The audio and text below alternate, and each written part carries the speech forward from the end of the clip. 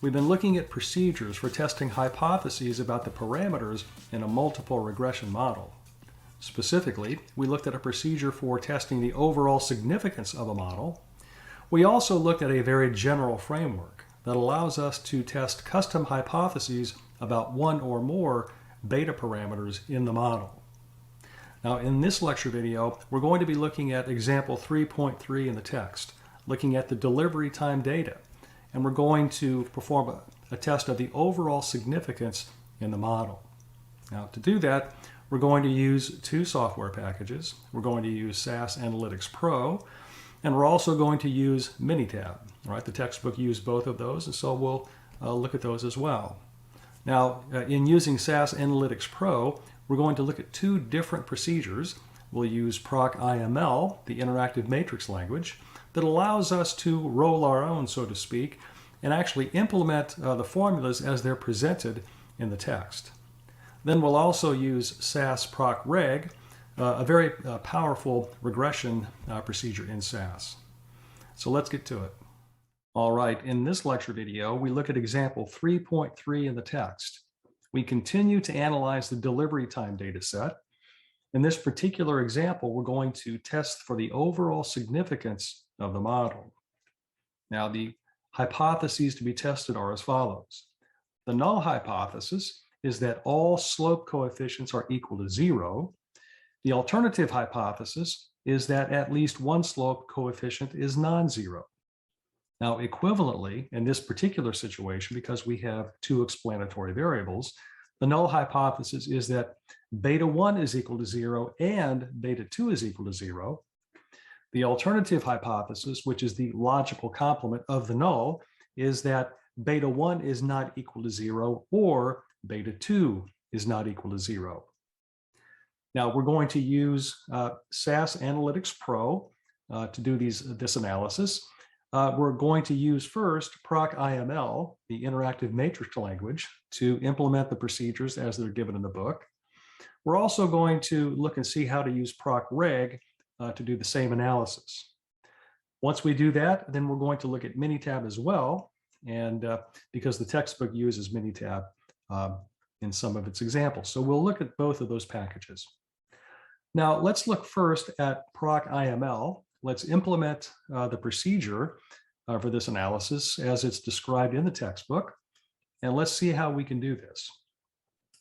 All right, so here what I'm going to do, and you've seen this in a previous lecture video, we first have to create matrices containing the data. And I'm not going to spend too much time on this because we've already seen this, but in this particular example, like the previous example, we are going to enter the data as matrix literals. In other words, we're going to create a Y vector containing the observations as so. We're also going to create the X matrix. Let me see if I can get that to display correctly. There we go. And so again, you've seen this, so we're not going to spend much time on it. Now, the one thing I would say is that, and we'll look at another way to do this in a future lecture video, but if we have a SAS data set, we can read in that SAS data set into PROC IML, and it will convert or create those matrices for us. But initially, we're seeing how to create these vectors and matrices as matrix literals. In a future lecture video, we'll look and see how to read them in.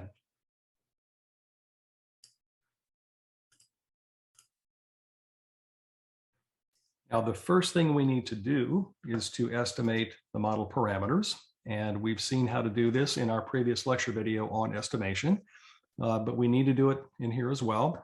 And so the first thing I'll do is calculate the X prime X matrix. And I'm going to just label that or give it, I'm going to call that XPX. And then we need to calculate the inverse of the X prime X matrix. And so I'm doing that here. And notice that I'm still using the original X matrix and I'm inverting it. So I could change that to take advantage of the fact that we've already constructed or calculated the X prime X matrix. And so here what I'll do is I will just invert, let's see here, that matrix. And so that should work as well. Okay, the next thing we need to do is calculate the X prime Y matrix. All right, and so I'm doing that in this statement. And then finally, we need to calculate the parameter estimates, right? Calculate beta hat. And the formula, you'll remember, for beta hat is X prime X inverse X prime Y. Now, since I've already calculated X prime X inverse and X prime Y, I'm just going to use those matrices, that matrix in the vector, in order to calculate beta hat. All right, moving on. Then what we're going to do is we're going to calculate the quantities required for the test. And these are the ANOVA table quantities. And so the first thing we'll do is to calculate the various sums of squares that we need. All right, and the first one we're going to calculate is the total corrected sum of squares. Now, the first quantity that we're going to calculate is y prime y. This is the uncorrected sum of squares of the y values. In fact, if I go back over here to the notes, you can see here, this is precisely what we're calculating right now. We're calculating the total sum of squares, and we're using this formula that they've given us in the notes, in the textbook. And so the first thing we need to calculate here is the uncorrected sum of squares of the y values, the y prime y quantity. And so that is what we're calculating here. Then from that, we have to subtract this correction term. It's called a correction term, a correction for the mean. All right. And so we can see here that we have to add the y values up, square that sum, and then divide by the number of observations. All right. So the first thing I need to do is to calculate the sum of the y values. And I can do that using this nice little IML shortcut. If you specify the y vector and then in square brackets include the plus sign, then what this does is it calculates the sum of the values in that vector. Now you've got to be careful if you've got a matrix, then it depends on which coordinate you put that plus sign in. So you'd have to read the documentation. But because this has just got a single column, if we put a plus sign there, then it's going to sum up the values in that vector. We then need the number of rows in the y vector. That gives us the sample size. And so we're going to use the n row function, all right, applied to the y vector. And that gives us the sample size. And then finally, we implement the formula as it's given in the notes. The total sum of squares is equal to y prime y minus the square of the sum of the y values divided by n. And again, you can see that's exactly what is given in the notes.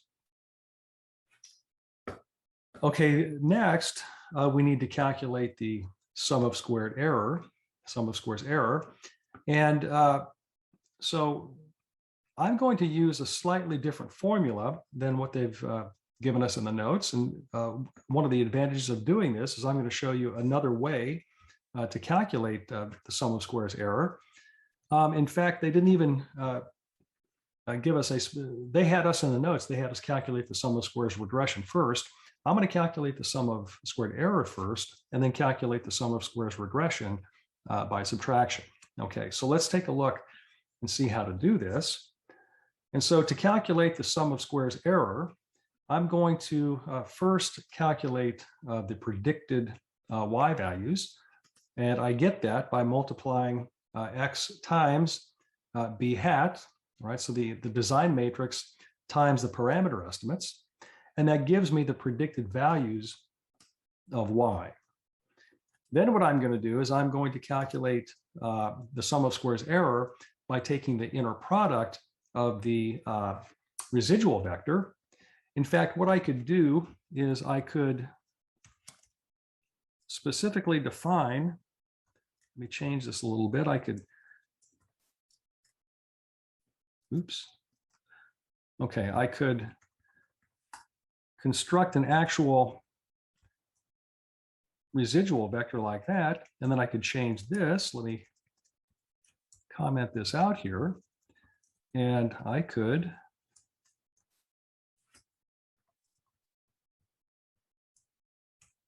calculate the sum of squares error in this way. So these are two equivalent ways of doing it, but this makes it a little bit more obvious that I'm calculating the inner product of the residual vector. Now, because we know that the sum of squares regression and the sum of squares error add up to the total sum of squares, if I've got two of those quantities, I can get the third one by subtraction. Now, in the notes, they calculated the sum of squares regression and then calculated the sum of squares error by subtracting the sum of squares regression from the total sum of squares. But I'm going to do the opposite. We've calculated the total sum of squares. I've calculated the sum of squares error, and we're going to get the sum of squares regression by subtraction. Okay, and so that's what I'm doing here. Okay, then we need to calculate the various degrees of freedom, the total degrees of freedom, the degrees of freedom associated with the regression, and then the degrees of freedom for error. And so these are the formulas for this particular situation. So the degrees of freedom total is always going to be n minus 1.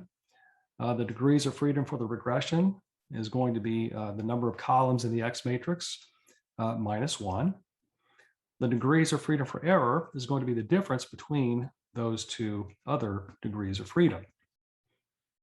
And then once we have the sums of squares and their corresponding degrees of freedom, we can calculate the various mean squares, in particular the mean square regression and the mean squared error.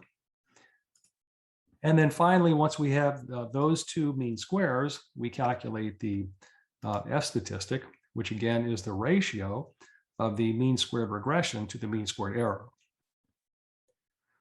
Now, one statement you'll see here, the matrix attribute or Minitab statement, I'm applying that to this F statistic, and I'm giving it a format. All right, and what I'm telling it is that I want it to be displayed 8 characters wide. I want there to be 2 decimal places, and so what PROC IML will do, it's going to retain the full precision of that F statistic, but in displaying it, it's going to round it to 2 decimal places. And then finally, once we have the F statistic, I'm going to use the probf function in SAS to calculate the p-value. All right, and so the probf function it returns values from the CDF, the cumulative distribution function of the F distribution. The arguments to that function would be the value of F, the calculated value of F, along with the numerator and denominator degrees of freedom. Now, again, this function returns the CDF value, which is the probability that F is less than or equal to this calculated value of F. But we need the right tail probability. And so by the complement rule, we subtract that probability from 1, and that gives us then the p-value. Now notice that I'm also using the matrix attribute or Minitab function in this section as well to put a format on the p-value. And what I'm doing is telling it to use scientific notation or exponential notation with the width of 14 characters.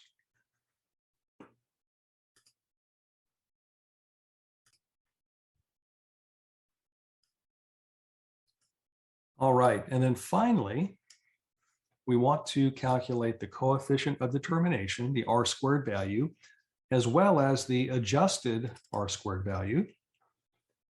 The coefficient of determination, R-squared, is defined to be the proportion of the total variability that is accounted for by the regression. And so by definition then, it's the ratio SSR.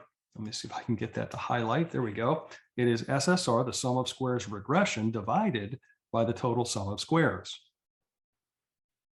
Now, the adjusted R-squared can be calculated in terms of that.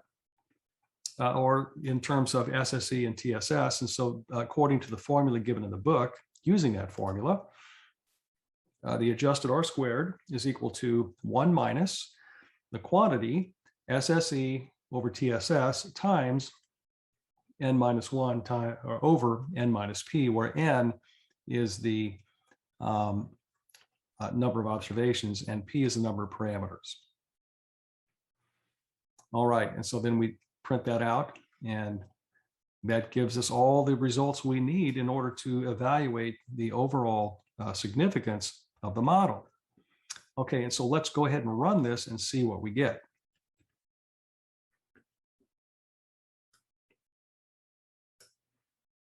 All right, it's always good to check our log to make sure that we don't have any problems. Okay, and specifically, I'm looking for anything in red, and I don't see that. Okay, so everything looks good.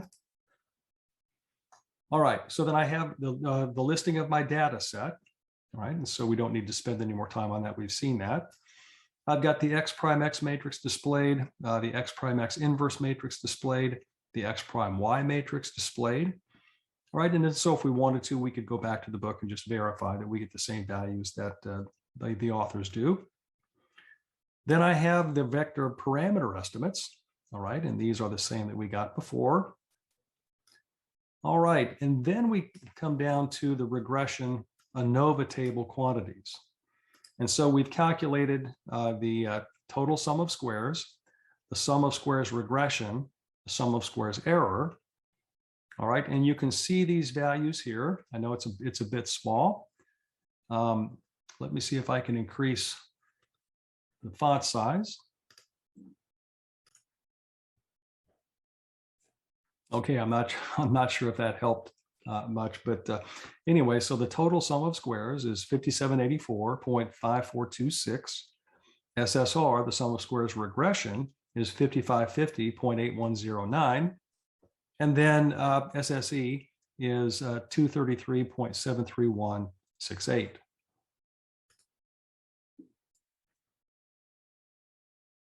We have 25 observations total, so we've got 24 total degrees of freedom. We've got 2 degrees of freedom for the regression, and then we've got 24 minus 2, or 22 degrees of freedom for error. We divide the sum of squares regression by the degrees of freedom for regression to get the mean squared regression, which is 2775.4055. We divide the sum of squares error by its degrees of freedom, 22, to get the mean squared error, which is 10.624167. And then we take the ratio of those two values to get the F statistic, which is 261.24, rounded to 2 decimal places. And that is so far out in the right tail of the F distribution that for all essential purposes, the p-value is equal to 0. Okay, and then finally, we have the coefficient of determination, the R squared value, and the adjusted R squared value. And you can see here that the R squared value, according to this calculation, is 0.9596.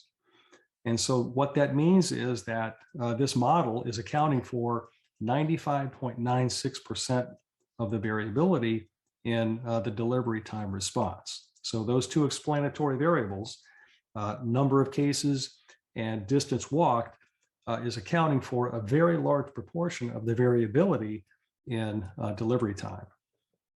Now, the adjusted R squared, which takes into account the number of explanatory variables in the model, is 0.9559, which is not too much different than the R squared. So there's really no penalty for having the two variables in the model as opposed to just one of them.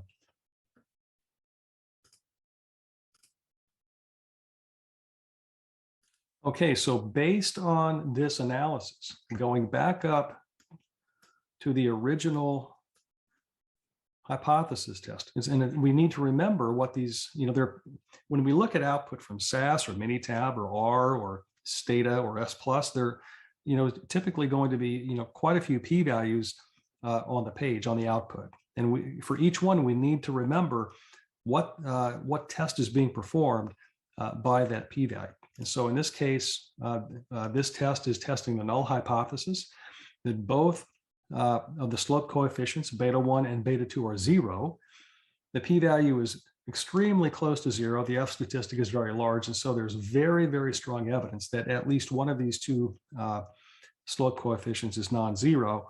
In other words, there's very strong evidence that at least one of the explanatory variables, number of cases or distance traveled, distance walked, is accounting for variability in the response. All right, so let's take a look now at how to do this in PROC REG. And so again, and we saw this before, we need to create a temporary data set, right, containing the data. And so we won't spend any time looking at that. All right, so once we have created that data set, let me type a run command here. Not necessary, but I like to have it there. It'll run once, even if we didn't have this, it would create that data set once we got to this step in the program. And so what I'm going to do, I create the data set, and then I'm going to invoke PROC REG. And since we're focusing only on the overall significance of the model, I really don't need any plots at this time. So again, to help us focus on what we need to look at in the output, I'm going to suppress the plots. I need to specify the model. And so the model at this point is delivery time, or y, being a linear function of both x1, which is number of cases, and x2, the distance walked. And then, as we saw in the previous example video, I'm going to intentionally suppress most of the output that PROC REG would typically produce. And I only want to look at, in this case, the ANOVA table and the fit statistics, because that is the focus of example 3.3. All right, so that is what we're going to do. You can see there's not much to it in terms of coding. All right, now PROC REG is very powerful, and it will do a lot of work for us without actually us having to do much programming work. So let's take a look at this, or let's run this program and take a look at the results.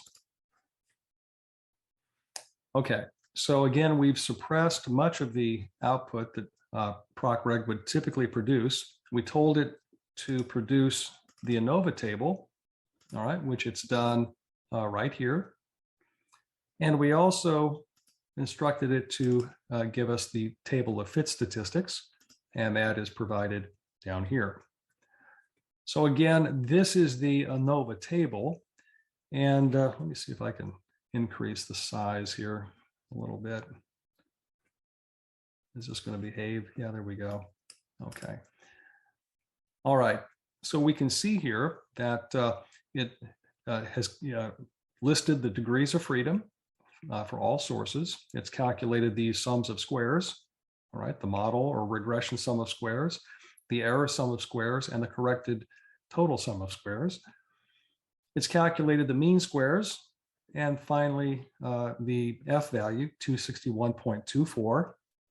And that is what we got using PROC IML. It's also what they've calculated or shown in the textbook. And then finally, it's given us an indication of the magnitude of the p-value. And when in SAS, when p-values are less than 0.0001, they just indicate that. They don't show any finer resolution or accuracy, right? So we know that the p-value is quite small. In addition, the R-squared value is 0.9596. That's exactly what we got using PROC IML. And the adjusted R-squared is 0.9559, which is also exactly what we got using PROC IML. So you can see that we can get the same results from PROC REG with a whole lot less coding. But using PROC IML is very beneficial because it helps us to understand and what the formulas in the textbook are talking about. And anytime that you can replicate, perform those kind of calculations and replicate them, that's beneficial.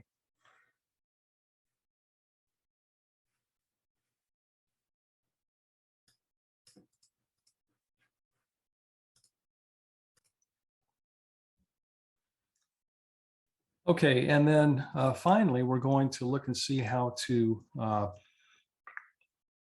test the overall significance of the regression model using Minitab. All right, and as you can imagine, what we're going to do is request that Minitab produce the ANOVA table for us. And the way to do that is to go up into the stat menu and select regression. And again, we are fitting a regression model. And then as part of the results, we would just make sure that the analysis of variance table is selected. And we also want the model summary that gives us the R squared and adjusted R squared values. We want to make sure that's selected. Okay, and then when we do that, okay, we're going to get these results. And so we see that we get, the analysis of variance table. And again, it produces the F statistic for the regression. All right, the P value, that F value is 261.24, which again is what we got using SAS, SAS PROC REG, SAS PROC IML. And the P value rounded to 3 decimal places is 0.000. Now the R squared value is, as reported by Minitab, 95.96%. And so SAS reports it as a proportion. Minitab reports it as a percentage. They just multiply the proportion by 100%. And then the adjusted R squared is 95.59% expressed as a percentage. Again, so they, SAS would report that as a proportion. Minitab chooses to report that as a percentage, which is fine. And so we see that based on this analysis, then, if we were to go back to the hypotheses that we're testing here, remember that this is testing the overall significance of the test or of the model. And so the null hypothesis in this case is that both slope coefficients are 0. The alternative is that at least one of the slope coefficients is not 0. And so this would be our conclusion in this case. At least one of those two slope coefficients is different than 0. Now, is it just one? If so, which one? Or is it both? Well, those are natural follow-up questions to this test of the overall significance of the test. And those are questions that we'll look at in the next lecture video.